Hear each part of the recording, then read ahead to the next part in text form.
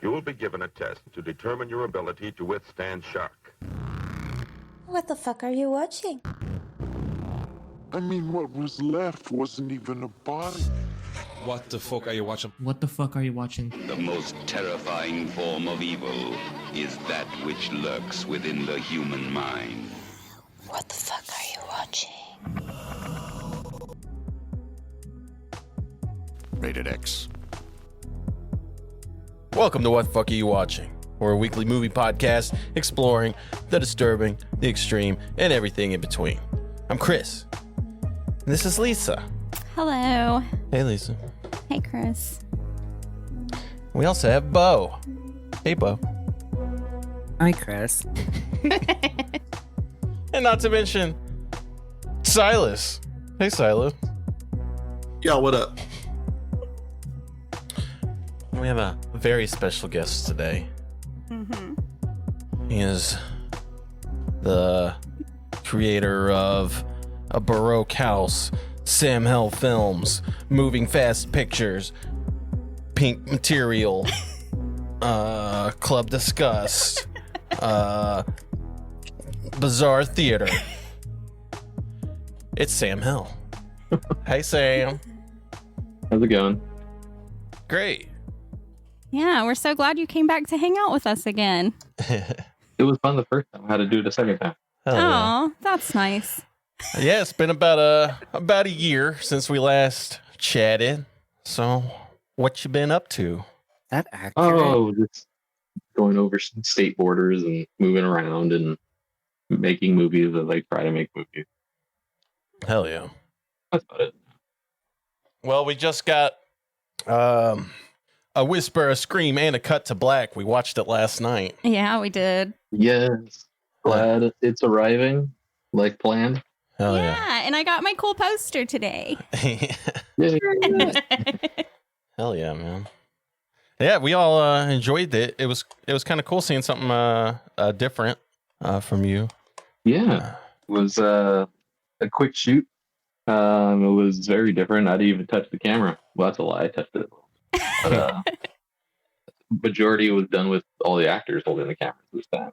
Okay. In a different location else other than a restroom.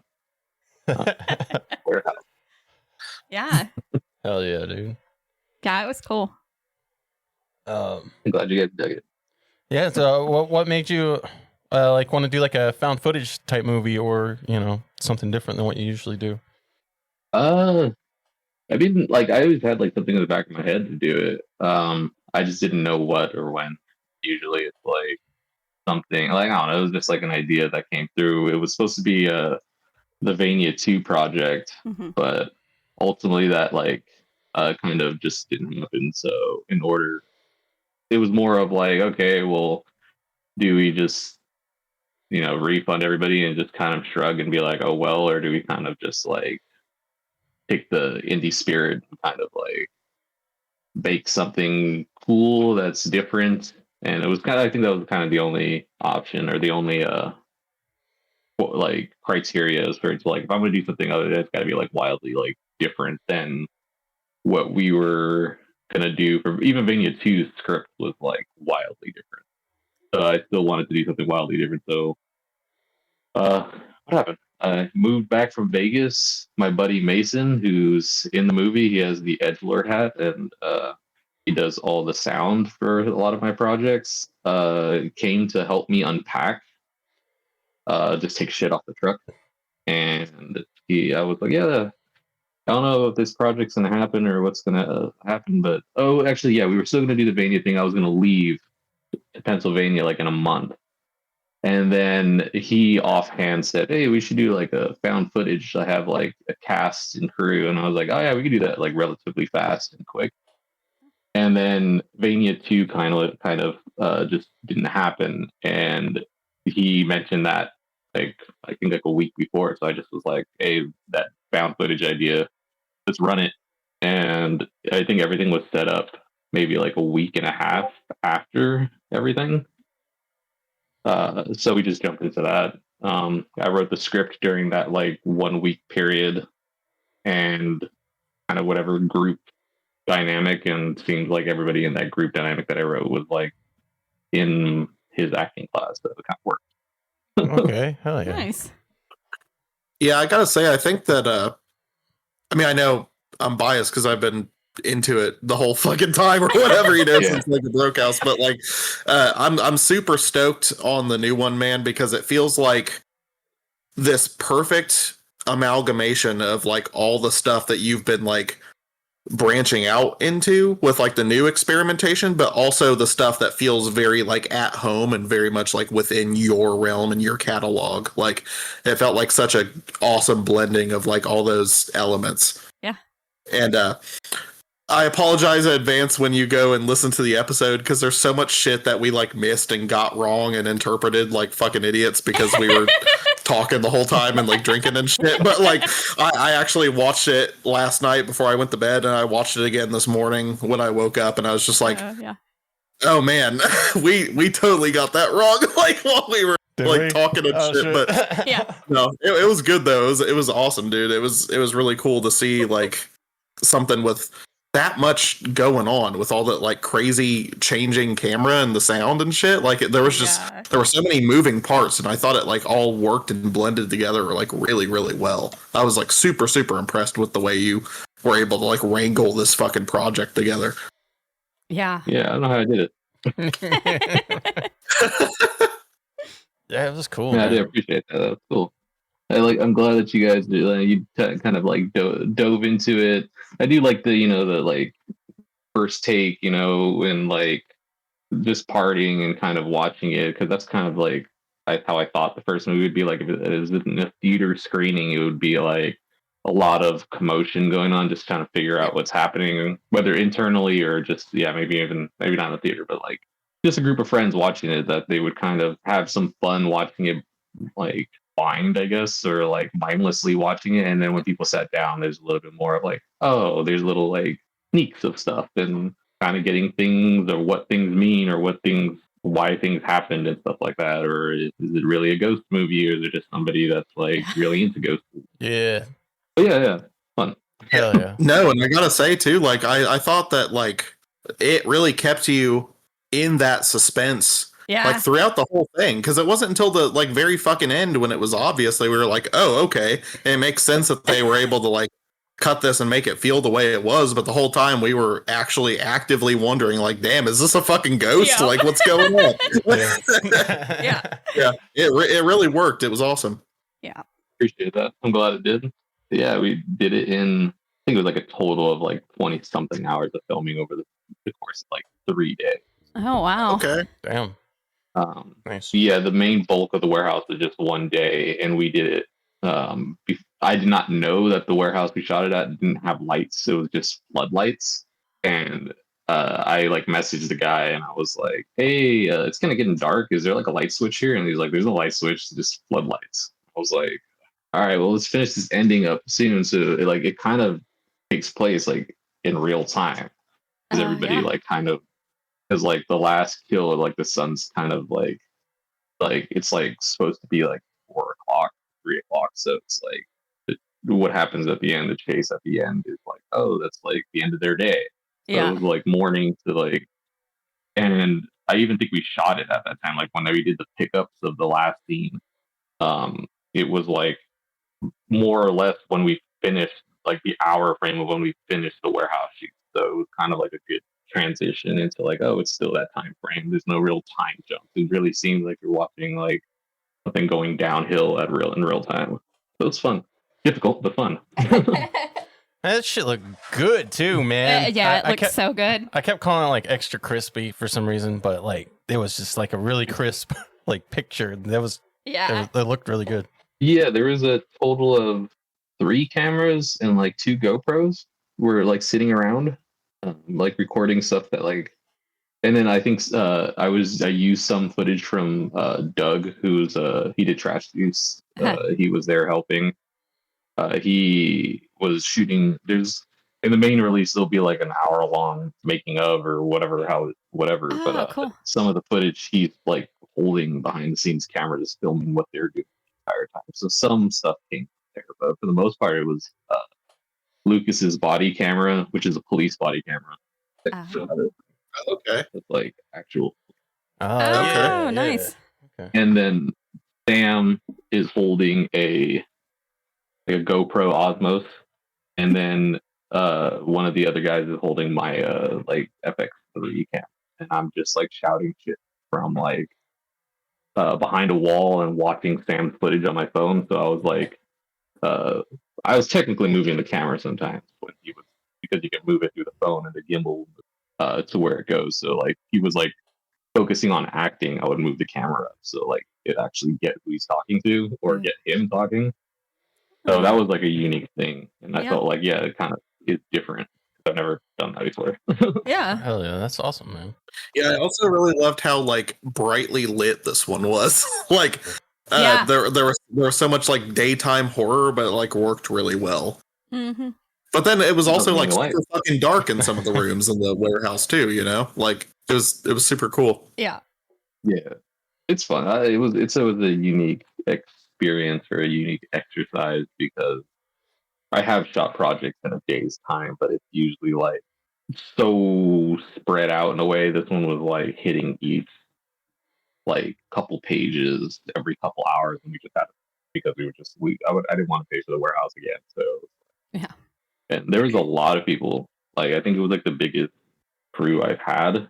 There was and it's like spread out through like independent underground films too. So it's like Doug and his friends and who he shoots and does acting with, or the effects artist was Doug's friend. Rebecca Vanguard was there taking photos.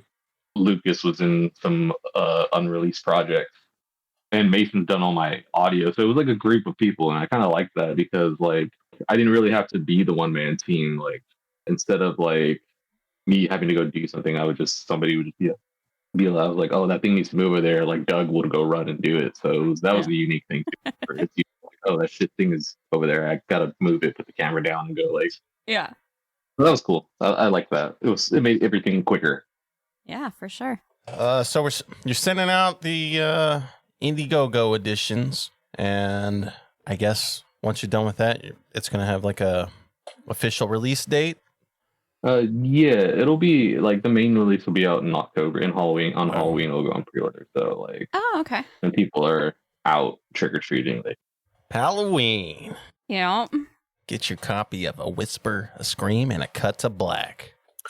Yeah, to kick back a little bit though, I do think it's really crazy because I was curious about while watching. I was curious about the actual way that the filming process went. So it's really cool to hear that the crew that you got together for this one just like did so well on their own to like pick up the pieces and make things like come together as much as they did, because I thought this had just as much control as your typical projects do when it's all pretty much like you having to be the one to commandeer everything.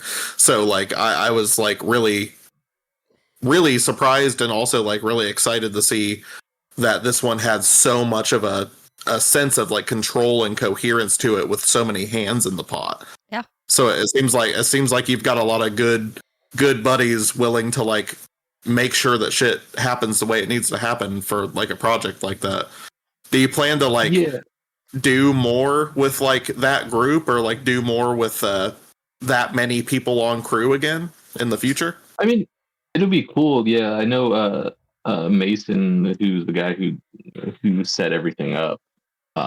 Basically, those are his friends from his acting class, and they have all like either I think one of them directed a project, and that some of them are in.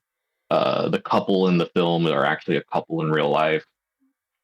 Some of the others have done like music videos and like stuff like that. But I think this is for all of them, maybe like 80%. This was their first like feature film, but since it was supposed to be like a friend group dynamic, they were already friends, so they picked up that really well and arguing with each other and like pinpointing things and like it just that's what I think I got most out of everything. Like all the reviews that people were talking about is like the acting is like so believable. Well, they're actually all friends, kind of like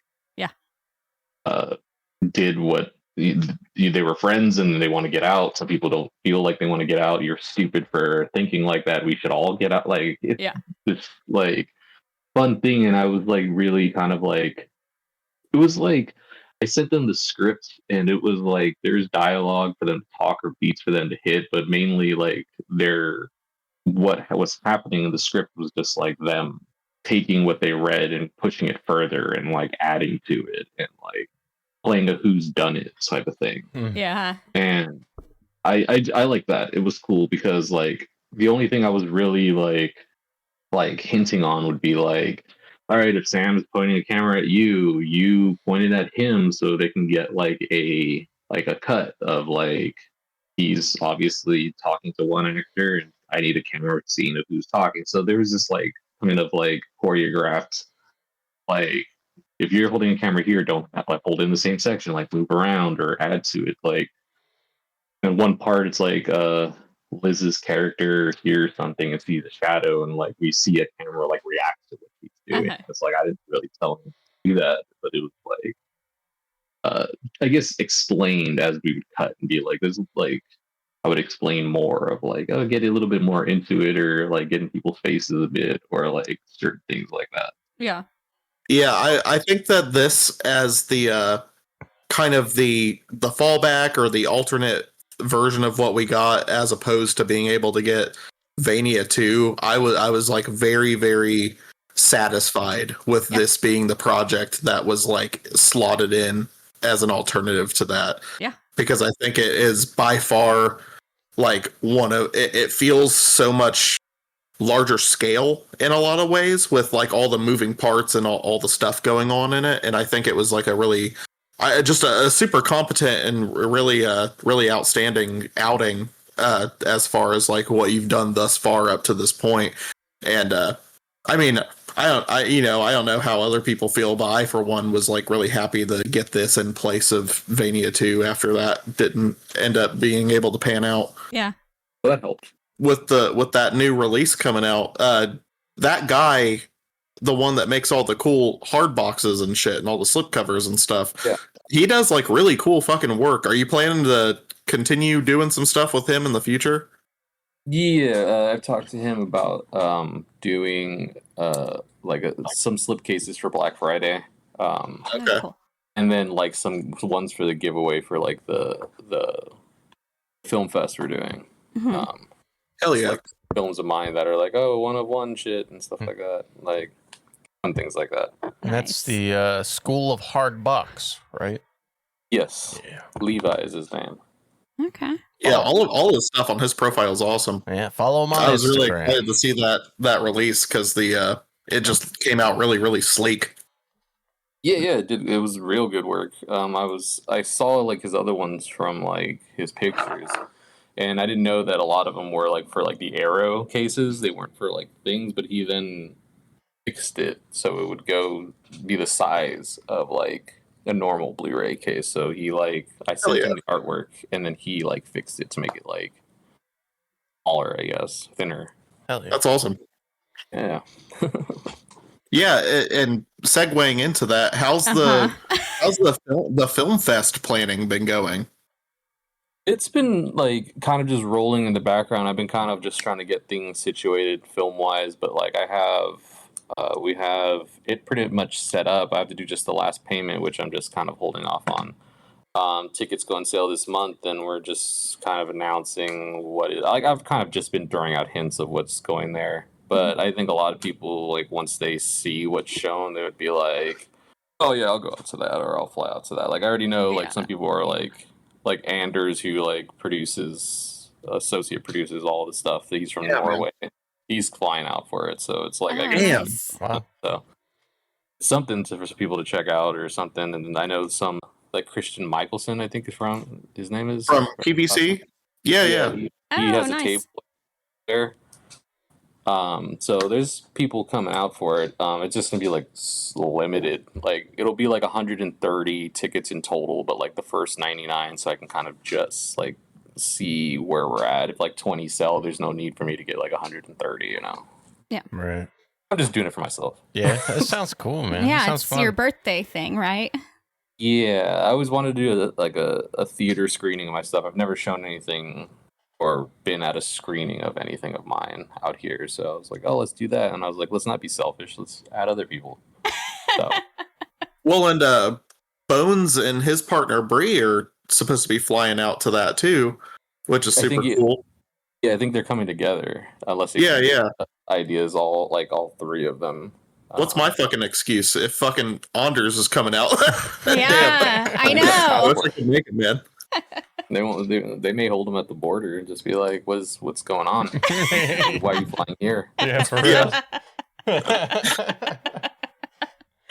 He's I like, I'm here know. for a triple X gore fest. I know. I wish we could go. Go to Disneyland. Yeah.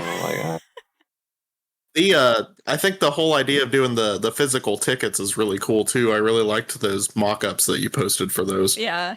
Yeah, I've been hanging out with these young dudes from like Maine, but they live out in LA now. But they do they're doing like monthly film fest and like monthly, oh, not monthly film fest. Like they showed Scream at a brewery, and then like they have a bigger film fest coming where they're showing it's a street film fest, and then they're going back to like showing Hostel or Saw at the brewery and like stuff like that. And like just noticed, I was like, damn, these tickets like technically free for people, but they're like really nicely made, but they're doing it as like collections. And I was like, that's a cool idea, but I just kind of want like tickets so I know who's coming in and like who I owe a shirt to or something like that. Yeah. Yeah. And it feels like, you know, when they pay for a ticket that it's not like, oh, like just going to like they kind of get something. Yeah. Yeah. No, that's cool, man. It's kind of a lost thing to the times, I guess. Yeah.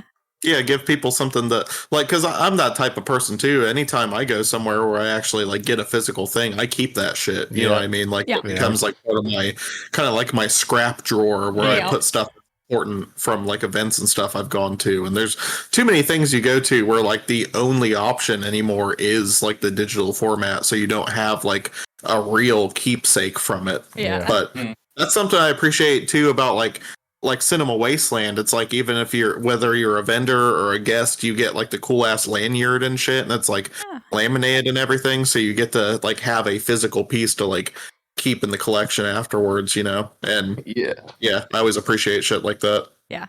That is Yeah, cool. I'm sure like everybody will leave with something. If it's not like just a ticket, like it's like a poster, there's shirts and stuff like that. Or there'll be other like vendors like who's slinging their stuff, and I think everything is like uniquely different from like films to like zines and like I don't know what the other person does, but yeah, it should be like worth the time and money. And then those guys who are that were doing the like screenings, they're doing like another showing of Scream like 2 days before that, like Thursday.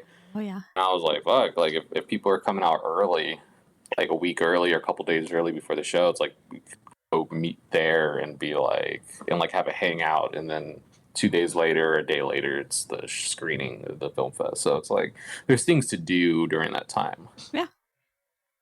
Hell yeah. Where can people get tickets to the SamHel Film Festival? It'll be up on my site on samhel.com on the 29th of this month, and I think that gives us enough time of like 2.5 months or something like that for 90 tickets to get sold, 99 tickets. Which I don't think it's hard.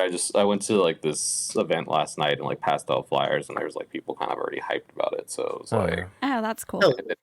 yeah. So the flyers are being posted, like just given out left and right, and it's more of just first come first serve type thing. And you got obviously people who bought like tables and stuff like that already have their ticket, but that's the gist. And it's a cool little theater too. It's like right next door to like the last U.S. porn theater. Oh, okay. So it's like the last one there is in the States. It's a working adult theater. So it's like, oh yeah, I think I seen you post that on Instagram. yeah, it's Tiki Theater. Yep. Unique sleaze stuff. Well, and it's cool too. So the event you went to last night, you said you had posted you met some people like the dude behind the Beyond Unzine and like some of that shit, right? And like Yeah. that guy's super cool. I've been meaning to like submit to that for like fucking ever, and I just haven't yet. But it's like something I actively like kind of pay attention to and follow online and stuff. Yeah, he gave me the. Oh, wow. Hell yeah, Oh, that's awesome. yeah, man. Like, pretty thick. Like, Yeah. Oh, wow. but, That looks They nice gave me quality that. too. he gave me that a couple of just like cassettes and stuff like that to check out. But he's working on the next zine, which I think that one and the next zine will be up at the film fest, so that like people can buy them there. Hell And yeah. they're like super good quality. But yeah, he's like down the street from me. He That's got a crazy. table. And I was like, I could just drop this stuff off at your house if you need me to. It's really wild too, because I think I follow a lot of the people that you end up meeting at these events and then like posting shit with. I am always like independently following them already, and I'm just like, it's so weird to see how like small world it can be sometimes. Yeah.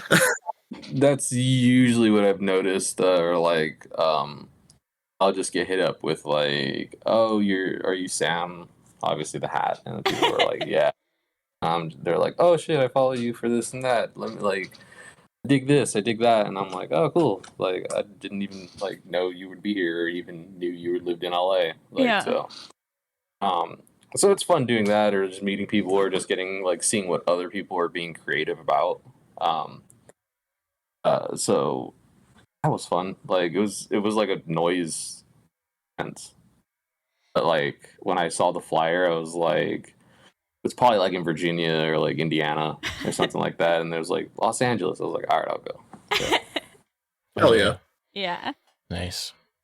Yeah, it was kind of funny too. I don't think I ever told you about it, but when I first started doing like some like noise music and shit, there was this guy I found on Bandcamp, and I really, really liked his stuff. And I just hit him up one day and was just like, "Oh, I really like your stuff. If you ever want like artwork or something, let me know." And then he like was like, "Oh, aren't you the guy that did the fucking cover for Oddworld of Felicia Fisher?" Like, and he was like, "Dude, that's fucking awesome. Yeah, I'll do artwork with you sometime." Like, it was super cool. But it is weird too. It's like once you get into those niches in terms of like aesthetic interests and stuff, you just find a bunch of people where like everybody is consuming each other's stuff, and it's like everybody is kind of like hyper aware of one another, whether you've ever like talked or not. It's really neat. Yeah.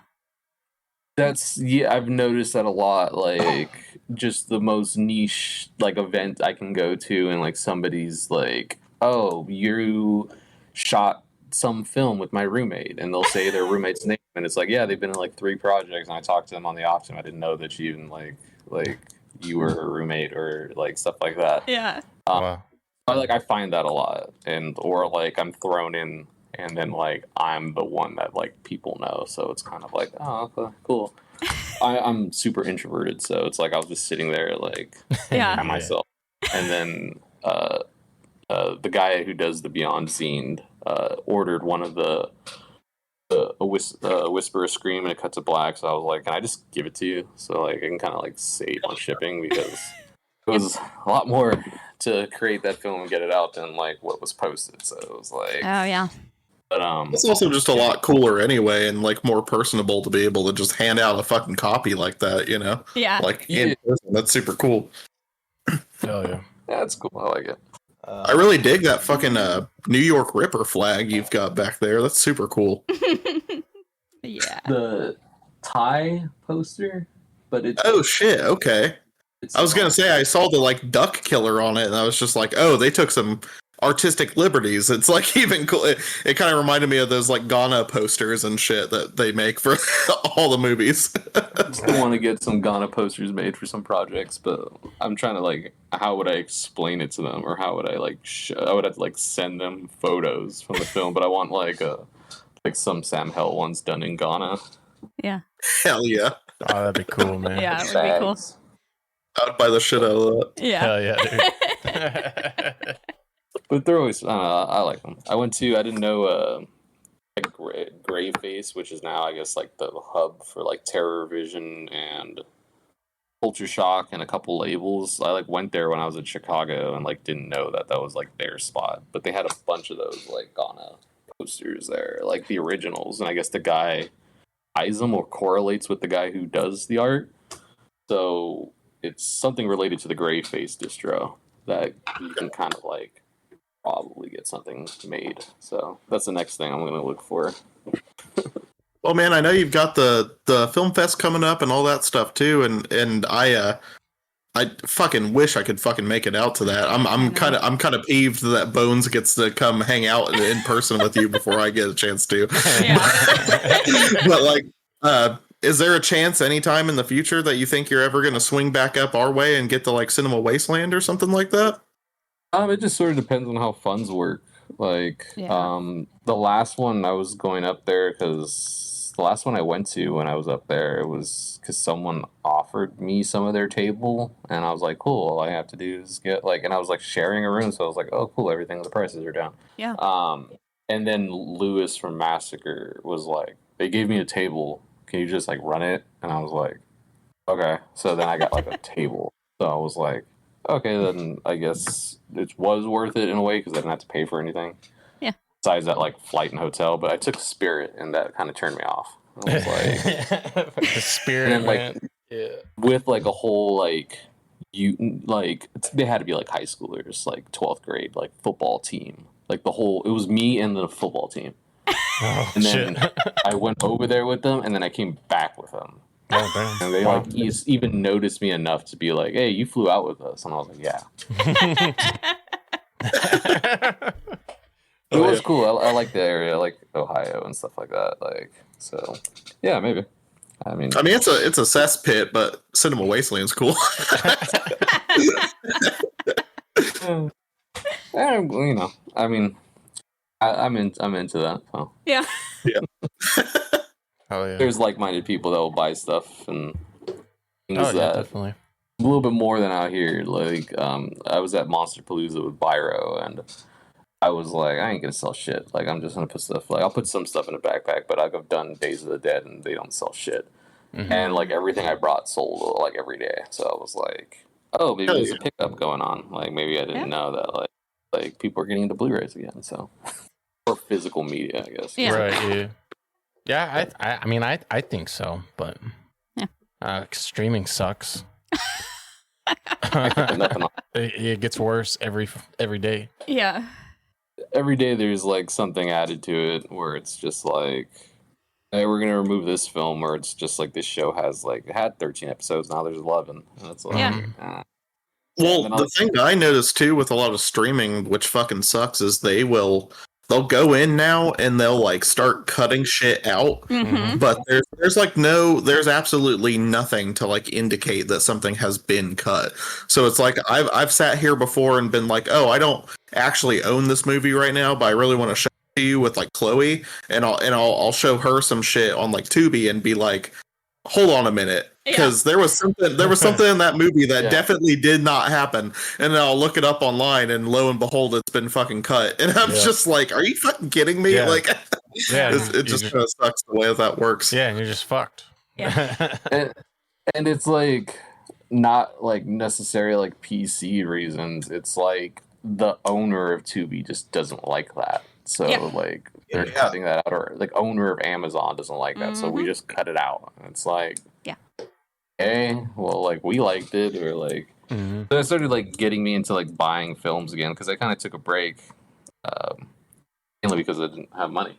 But like now I'm like, all right, cool. We kind of moved back. I'm gonna start schooling soon, so it's like I have some funds to kind of get some stuff that I either sold before, or like new things coming out, or check out new films, which I've been trying to do and release as well. So it's not like just older films, just also like newer ones that come out. So it's like, oh, I can buy the Blu-ray, or I could release it and then I own the Blu-ray. Yeah. Yeah.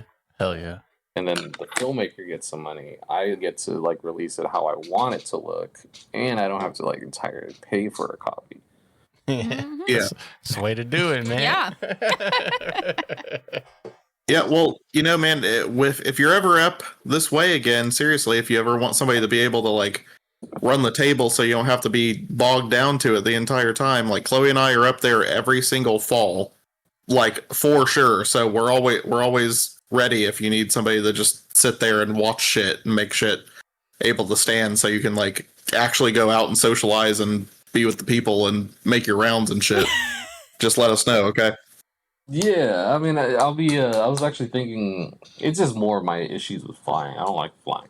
That was kind of the Yeah, for sure. Yeah, reason. Lisa's the same way. Yeah, we had this conversation. They were like, "Oh, you guys are gonna fly, right?" And I was like, "No, I want to fucking drive, even though it's gonna take a whole day." My sinuses are super fucked, and the only time I ever flew, it like put so much goddamn pressure in my head. I was just like, it felt like somebody was like putting a screwdriver in my skull by the time we actually touched back down, and I had to like take Benadryl and like dig out my ears for like fucking hours before I like acclimated and felt like okay. It was crazy. Yeah. But like even separate from that, just the anxiety of it was like weird and shit too. But like I quickly noticed that like that went away as soon as like all the crazy sinus bullshit started, and I was just like, oh, I'm just in pain, so I can't be scared. I'm just in pain. Like, you're like, if it actually crashed now, I would actually be better. yeah. I'm just like, please kill me.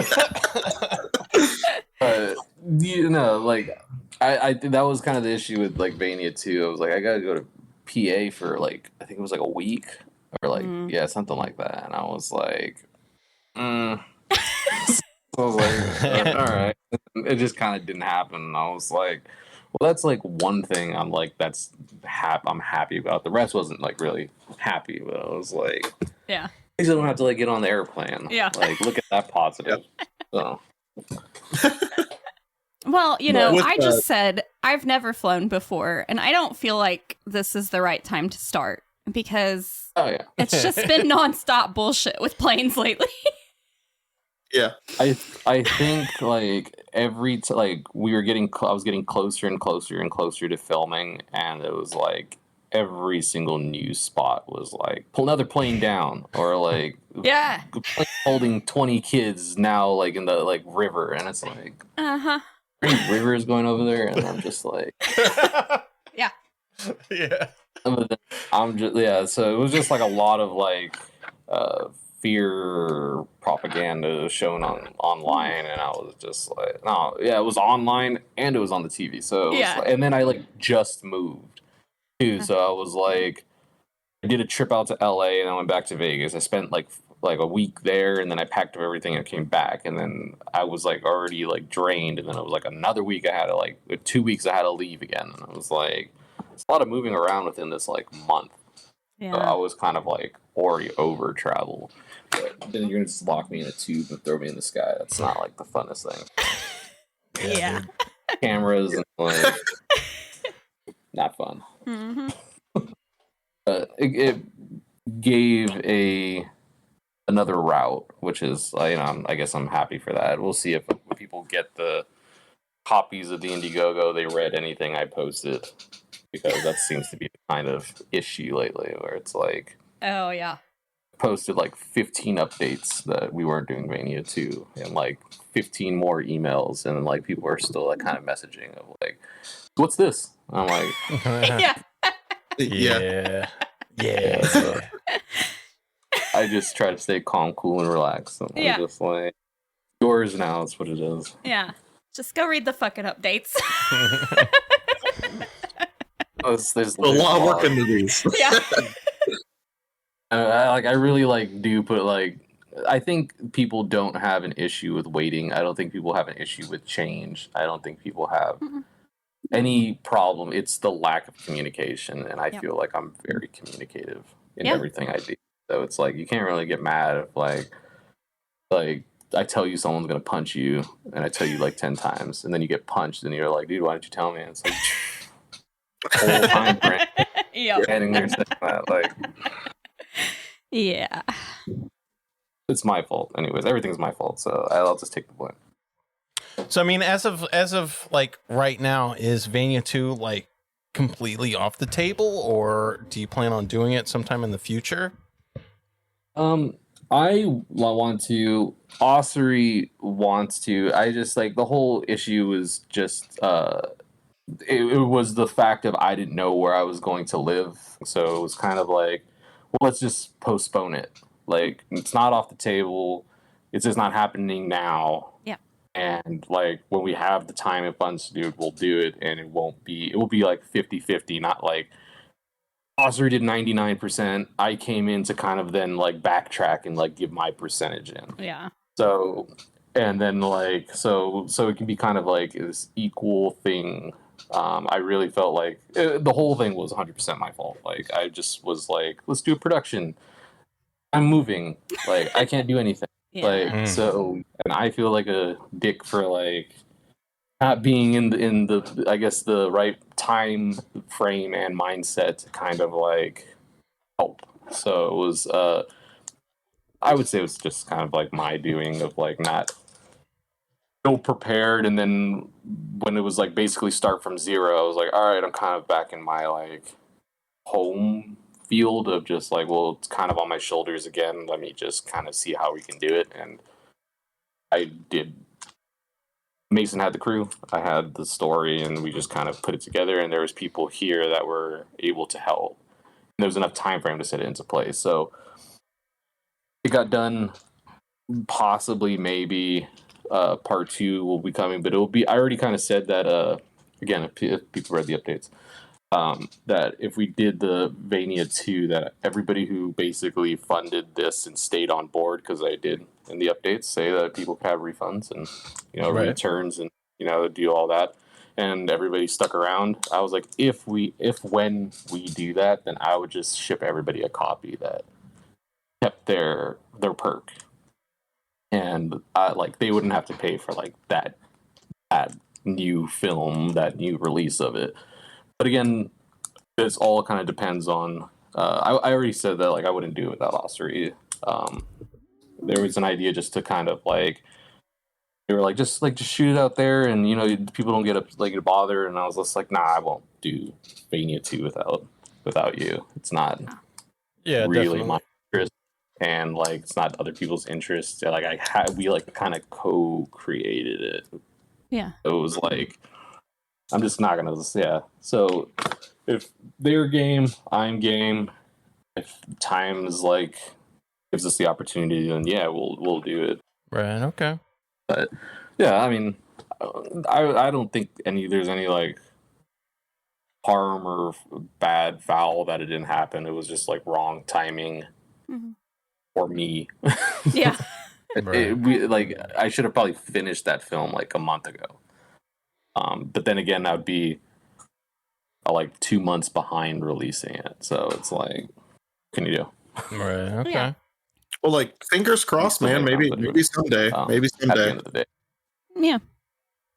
But also, like, yeah, ossuary has been like, it's been so cool to see ossuary like blooming into all these new roles and these new positions in the underground and like doing shit, especially with like the Bloodsick crew. Like those have been fucking awesome. Those movies have been awesome, and I know that those guys have a lot of like reverence and appreciation for like your stuff.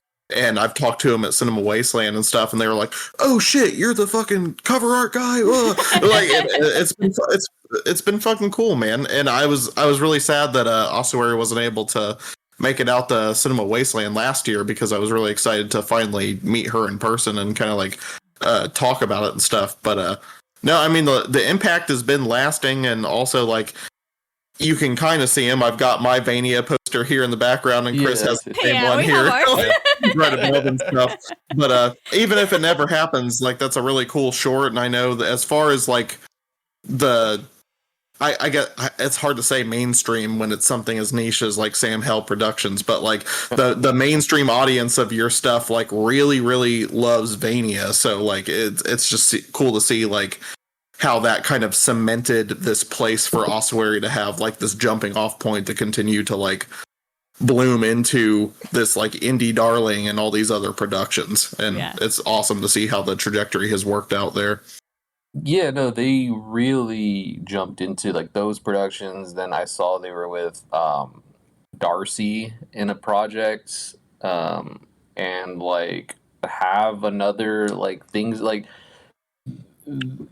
they're doing a lot. Like Ossuary is like probably someone I see posted on, like how we were saying earlier, like that person and somehow they know somebody else. Like I've seen people that have like wasn't even followed and didn't follow me, and like, oh, that stuff's cool, and then scroll like 4 down and like Ossuary's like modeling for them. Yeah, I'm like, whoa, like they really are all over, like doing crazy art stuff, and like I was like, that's kind of those kind of like my wants or interests for like people is that like I hope it didn't stop at me. I just hope it went like I was just like a notch that they could use to do another horror film and be like, I have, this is like my real type of thing. Yeah. Yeah. They can like send it to somebody and like they wanted to like branch out of the adult industry. They could be like, I can go do like a trauma film or like this and that. Yeah. And even like some people have been doing some trauma films. Yeah.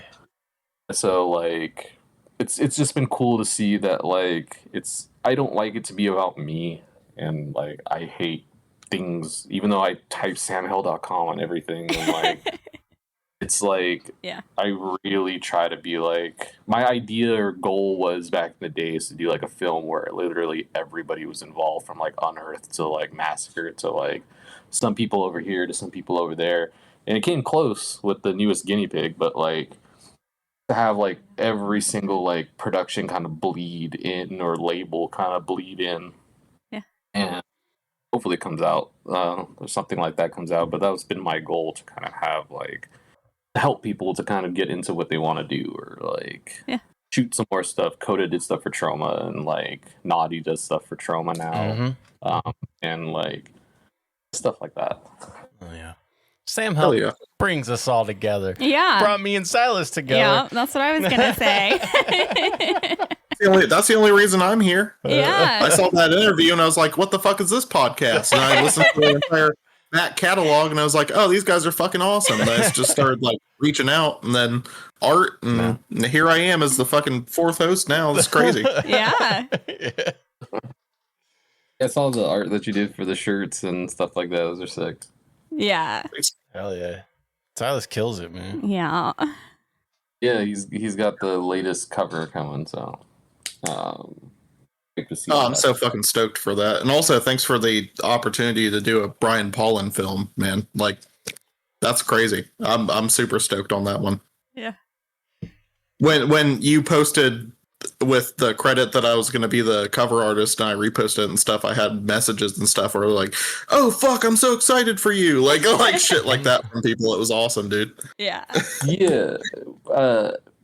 There's going to be two Blu-rays from Brian, and it was mainly kind of just discussed because I think at the time currently I guess he got laid off from his job, so I was like, well, we can do a release and you can get some money, like if people buy, then and apparently outside of like maybe some labels in other countries, like I don't think there is any like Blu-rays of his films.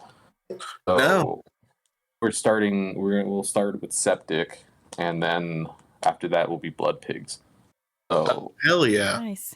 So not only does it help kind of like the label grow and kind of get some cooler names and cool films, like we could also like put whatever people pay is always split with the director, unless they want to like do something else. But like with him, I was like, yeah, I don't mind like waiving the initial startup thing to kind of give you some more funds to help out. Like I know how it is to kind of like be, oh, you don't have a job now, like yeah, for sure, man. Out, and it's like it sucks. And like Brian put so much into his shit too, man. Like it really sucked to see that post when that initially happened to him, because it was crazy too. But like just like you, he's so like on it, right, with his projects, where it was like even in that post where he's like, here's what's going on, but also Abyssal Purgatory is still fucking happening. It's just going to be a little slower. Like, his just like eyes on the prize like the entire fucking time. Yeah, I was like, you gotta love that work ethic, dude. Like, I was like, I don't think nobody's really tripping that if you're going to be a little late on a project or it may, be delayed because of that. But it's like, we're going to keep going. And I was like, all right, like, cool. I know how that is. Like, so, hopefully, like, that release will take some stress off of, making a bill or something like that. And then like, oh, we have money to put some extra money put towards filming. And it's like, oh, that's cool. Yeah. Fun things. You got anything to plug for us before we let you go? When is this podcast supposed to go up? Do you know? Should be Sunday. Yeah. Okay. I mean, I could just say the films that are going to be shown at the Baroque Film Fest. Okay. Okay. So let me see. I have it pulled right here. So it's gonna be a total, I think, 3 feature films. One is the one we talked about, which is my film, The Whisper, a Scream, and a Cut to Black. Okay. And there'll be, I think, 8 short films. So the first, it'll start with the opening block of James Bell's Bliss. We'll go with Guy Pearce's Two Girls, One Gut. Oh shit! Hell yeah. And there's a short film that I like. It's not horror, but it's really good. I think it showed at Fantasia. Pretty sure it showed at Fantasia.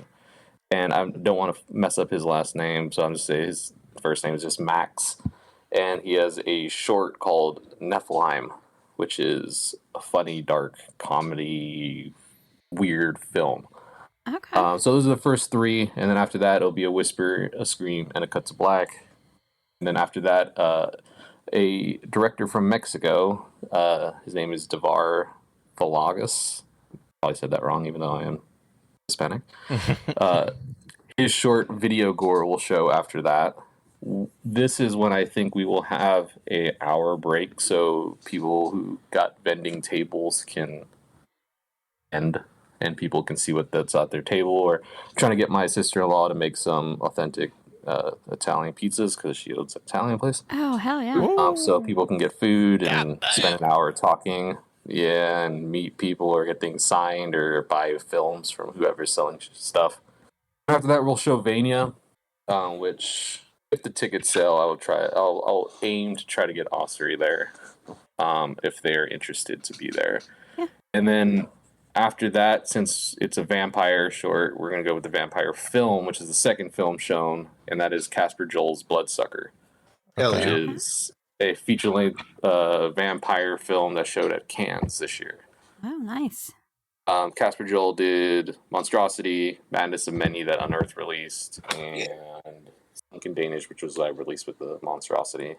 But it's a vampire film, and it has cool, sick music on top of neon lights in the dark. So, hell yeah! Wow.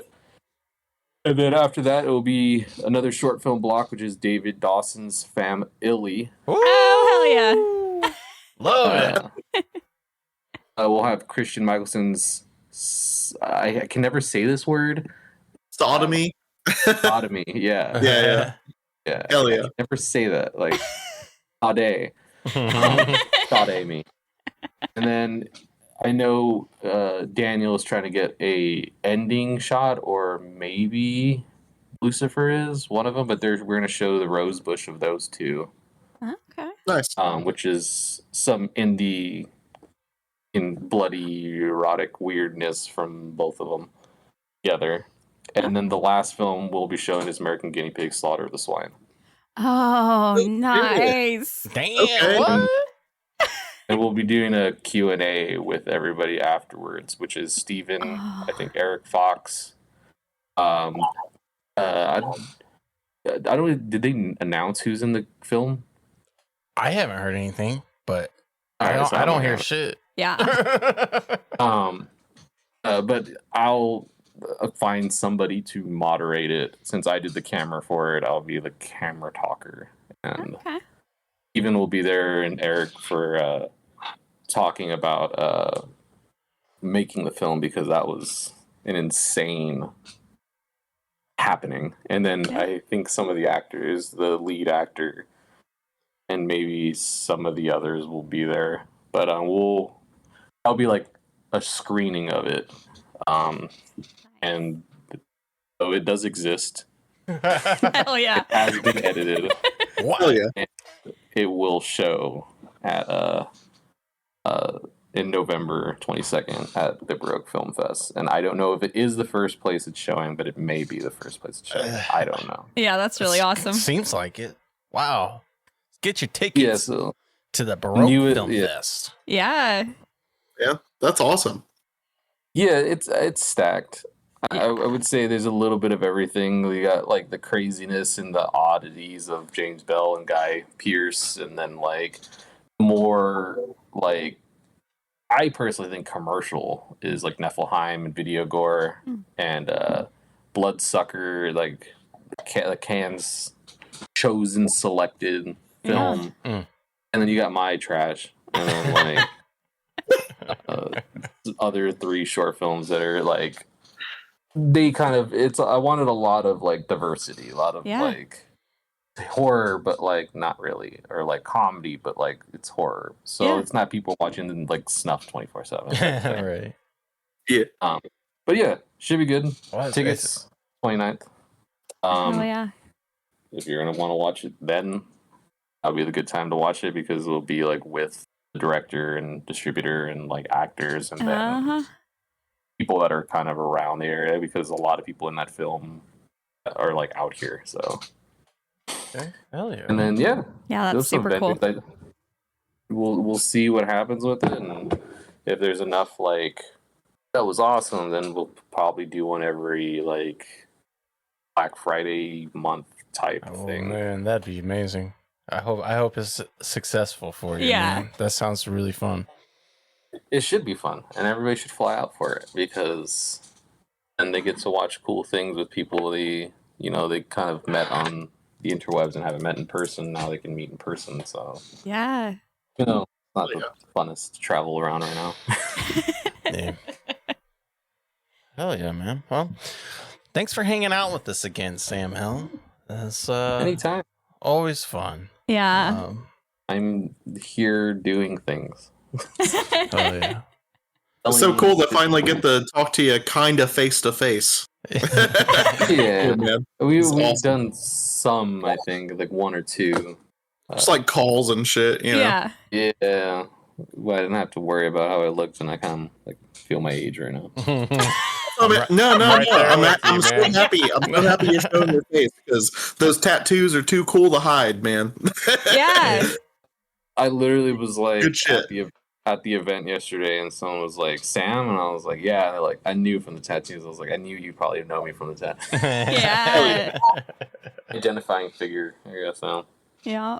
If you ever want to watch a fucking movie with us, man, that's what we do. We just watch them live on the podcast. You're always welcome. You're in the Discord now. Yeah. I'm assuming would this talk be like? Did you guys record yesterday's thing? Yeah, we did. Watching. Mm-hmm. Okay, yeah. So it'll make a little bit more sense of like what's going on. What are they talking about? Yeah. Yeah. What's he talking about? Yeah, I'm gonna try to release them together. Yeah. It'd be fun. Yeah. Yeah. No, I don't think anything I said should be problematic. Nah, it's all good. Very tame episode around these parts. Yeah, we're all on our best behavior when you're here. You would think it would be opposite, but you know, I'm just a guy. Yeah. Yeah. Anytime. Any other things you need, just let me know. All right. Yeah. Awesome. Well, thanks for hanging out with us. And until next time, this has been What the Fuck Are You Watching? Say bye, bitch. Bye, bitch. Bye, bitch. Bye.